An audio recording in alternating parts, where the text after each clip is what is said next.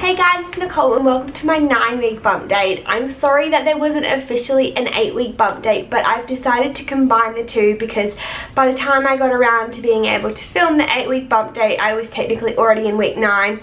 So I just thought I would combine them together and give you a rundown of what has been happening over the last 2 weeks.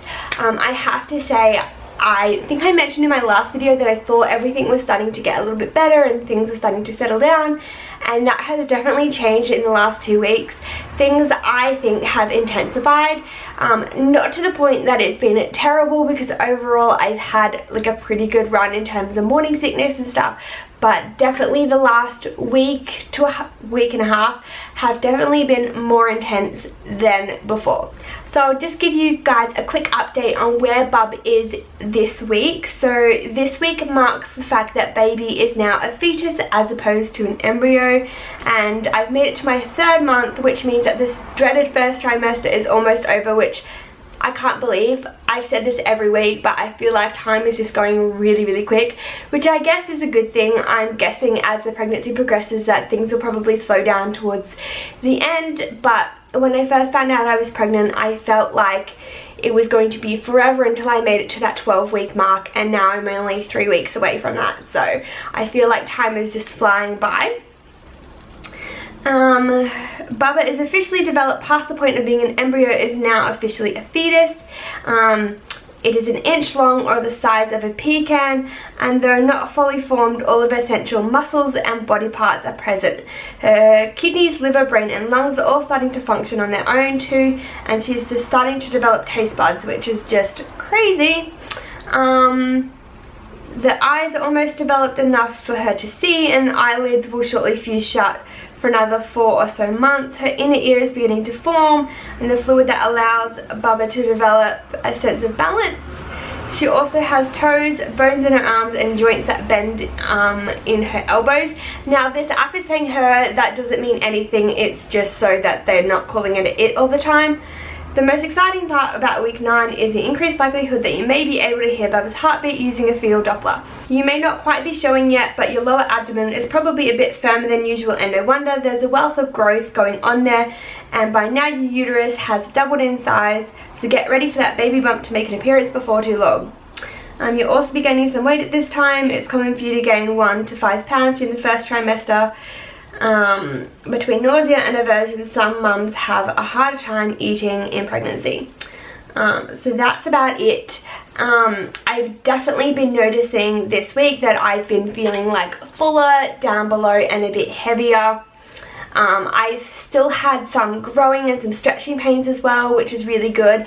I often, I guess as most mums probably do in the first trimester, you worry about things like making sure that everything's alright, because you really don't know, like, you know, later on in your pregnancy you'll be feeling kicks and that sort of thing, so you know baby's okay. And when you're in your first trimester you don't really have that. The only thing that you can go on is the fact that you're not bleeding and you're not cramping. But I was thinking about it the other day, and I was like, well, my uterus wouldn't be, I wouldn't be having stretching and heavy sort of feelings if the baby wasn't growing. So when I actually thought about it that way, I was like, well, that's a reassuring thing. So definitely been noticing that. I have to be careful when I get up too quickly that I don't pull things on the side. Again, it's probably just scar tissue and everything just growing and stretching, but overall it hasn't been too uncomfortable at all. The main things that I've been having the last 2 weeks is the dry reaching, which has definitely ramped up a gear. It will happen just randomly. There are some things that sets it off, so brushing my teeth definitely sets it off, and especially at night. So when I brush my teeth in the morning, it's not normally an issue, like I get it a little bit, but definitely at night, which is really annoying. And I'm normally brushing my teeth before I go to bed, and then I'll like dry reach a few times, and if the dry reaches are strong enough, then it actually does upset my stomach and make me want to vomit. And last night in particular was pretty terrible. I actually had to run to the toilet, and I honestly thought I was gonna throw up, but I managed to like suppress it. And Ryan was actually laughing at me for dry reaching, and I was laughing at myself because it's funny, like, you're just dry reaching for no reason. And then once he saw that I was actually going to vomit, he was like, oh, okay, maybe I shouldn't be laughing at you. And again, it just happens randomly. So I could be cooking, or I could just be sitting at my office.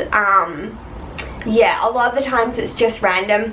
Particular smells, but every day different smells are different. So like what bothers me one day might not bother me the next. Yesterday we bathed our guinea pigs, and one of our guinea pigs has got really long hair, so we have to trim it every now and then.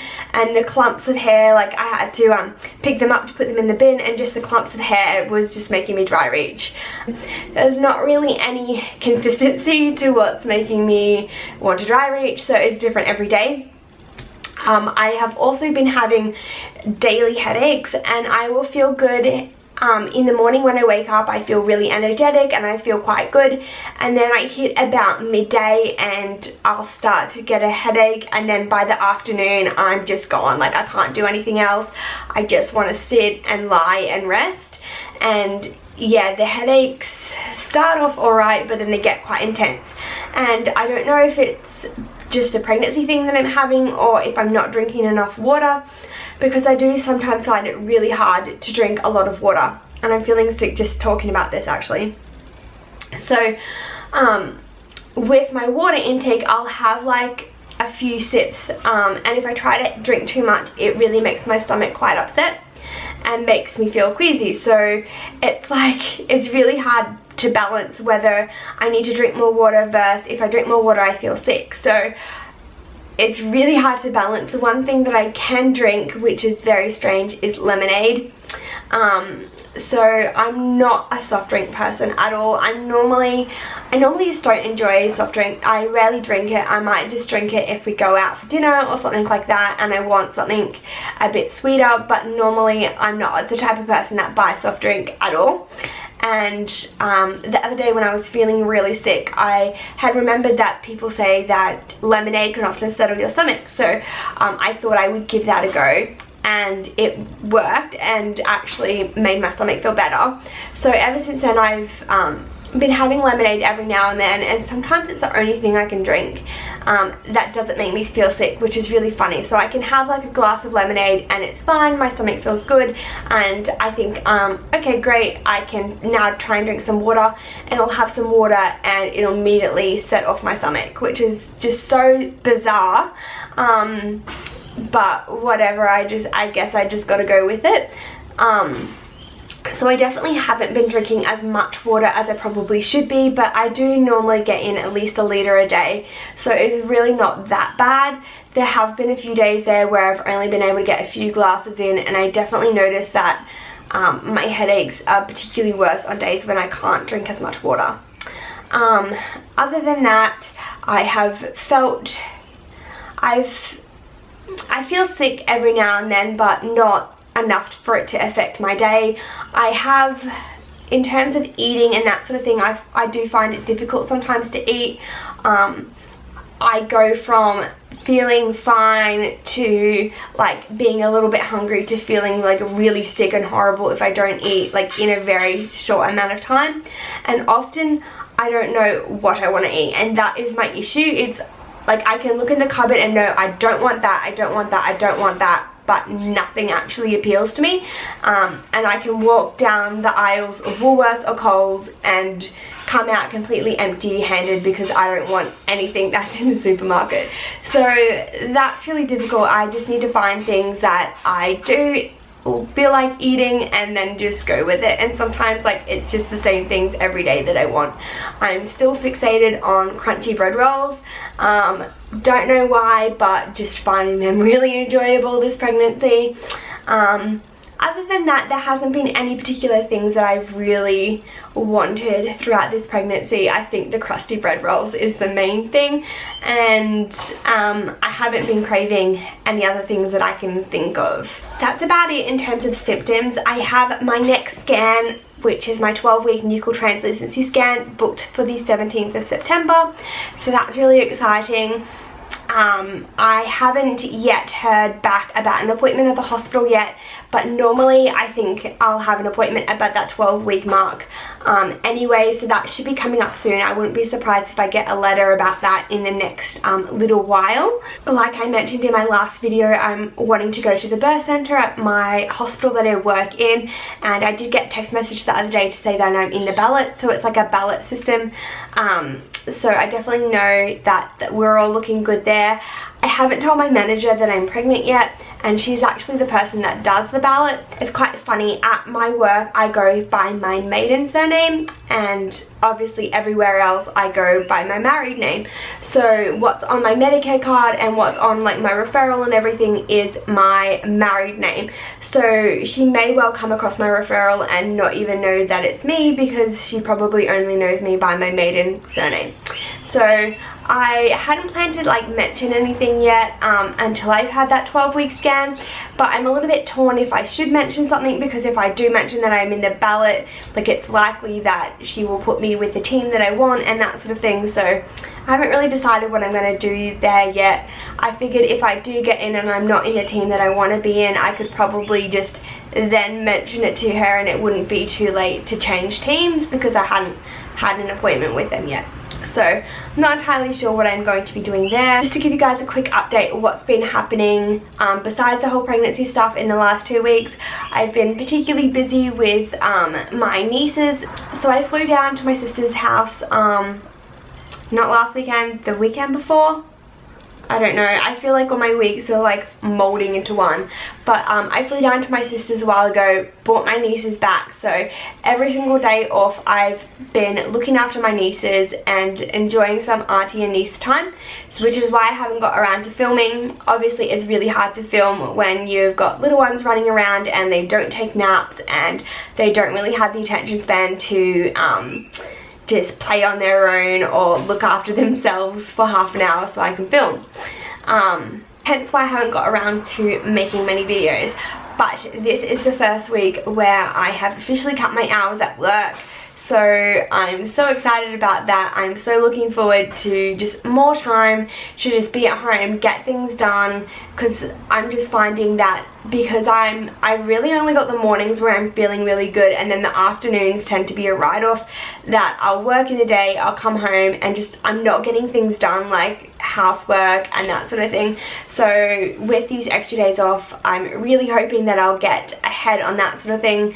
For example, I've got today off, so I've already hung out 2 loads of washing, folded some washing, you know, put the dishwasher on, like all of that little stuff that I really need to get done, otherwise it just doesn't get done. I mean, Ryan's been a huge help, but he's back working now, and he is actually going to be spending a lot of time flying interstate for a week at a time, so I really need to start stepping up and getting back on track with all of the just household things that I need to get done. I feel like that's everything that I needed to mention in this video.